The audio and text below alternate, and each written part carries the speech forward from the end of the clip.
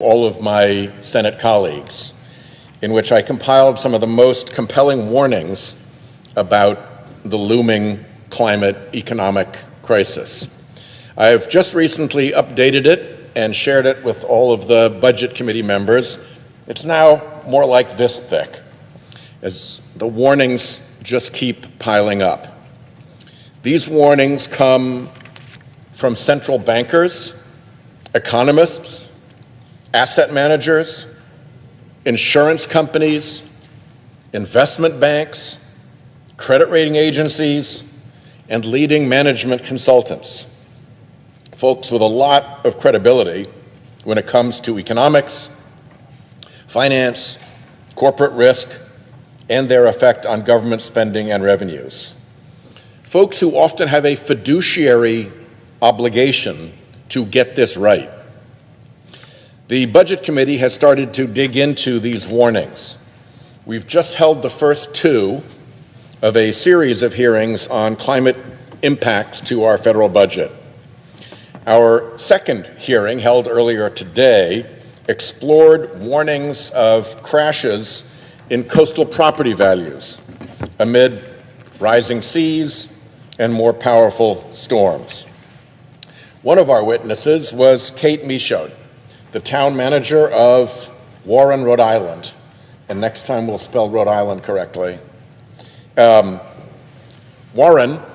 is the smallest town in the smallest county of our smallest state. There, like many small coastal towns all around the country, in Georgia and elsewhere, the problems are real and they are immediate.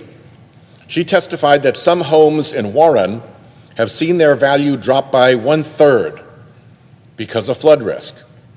And sea level rise is projected to permanently flood some coastal portions of Warren over the next decade. This is mapping that is done by the state of Rhode Island that shows the projected flooding zone of Warren, and all of these are existing buildings and homes that will be inundated. Warren is not alone. Zillow's real estate database has identified over 4,800 homes in Rhode Island that would be underwater with a projected 6 feet of sea level rise. Good morning, friends. Happy Friday to all of you. The Federal Reserve just made a serious announcement. So inflation is continuing to affect millions of Americans by the rising costs of groceries, housing, utilities, and health care. But several Democrats and Republicans want to step in to provide extra relief to those who need it the most. New stimulus checks may come in the form of a one-time check for millions of Americans. My friends, please make sure that you watch until the end of this video. Also, I will be announcing two winners today for the $75 Walmart gift card giveaway.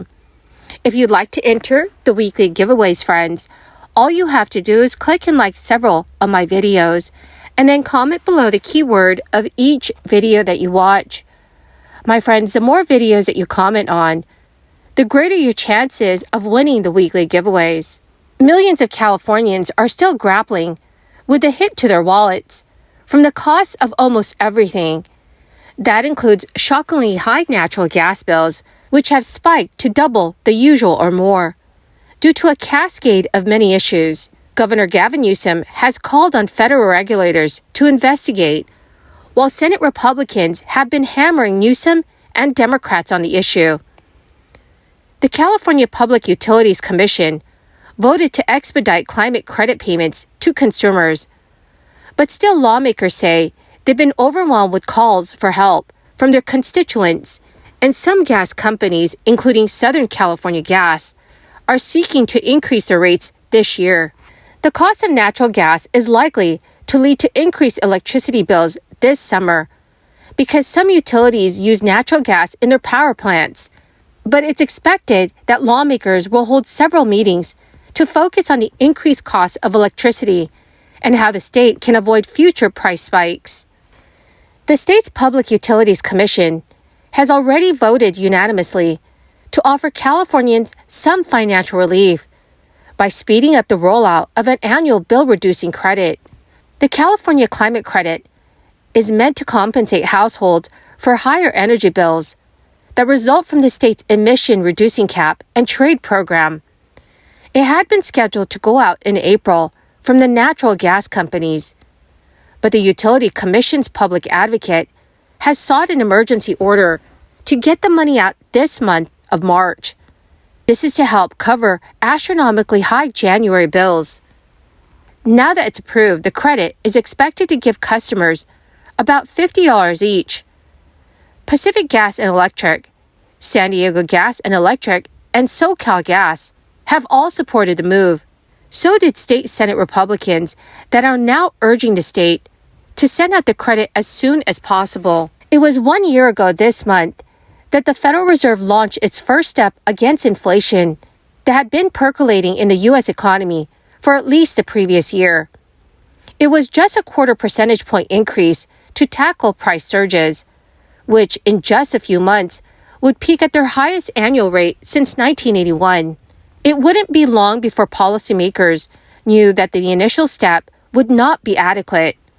Subsequent months saw much larger hikes, enough to raise the Fed's benchmark borrowing rate by 4.5 percentage points to its highest level since 2007. So now as we enter a new month, the rate hikes appear to have quelled some of the inflation surge that inspired the policy tightening. But the notion that the Fed was too late to get started lingers, and questions are increasing over how long it will take for the central bank to get back to its 2% inflation standard. For months now, Fed officials stuck to the narrative that inflation was transitory and would abate on its own. In the interim, prices soared, wages increased but failed to keep up, and central bankers were left with a public impression that they were asleep at the switch while an economic crisis had raged. A poll in late 2022 showed that just 37% of the public had a favorable impression of the Fed. That criticism has come amid some staggering inflation data. Energy prices at one point last summer were up more than 41% in a 12-month span. Prices of individual items such as eggs, airline fares, and pet food saw stratospheric increases. Fed Chair Jerome Powell recently insisted that he and his colleagues are taking forceful steps to bring down inflation. Powell and other policymakers almost universally have acknowledged they were too slow to recognize the durability of inflation, but they say they are acting appropriately to address the problem now. Inflation is a mosaic of many indicators. At least there have been signs that one of the more closely watched gauges, the Labor Department's Consumer Price Index, is heading in the right direction. The index most recently showed an annual inflation rate of 6.4%. That is down from 9% last summer. So friends, please let me know how inflation has affected your lives.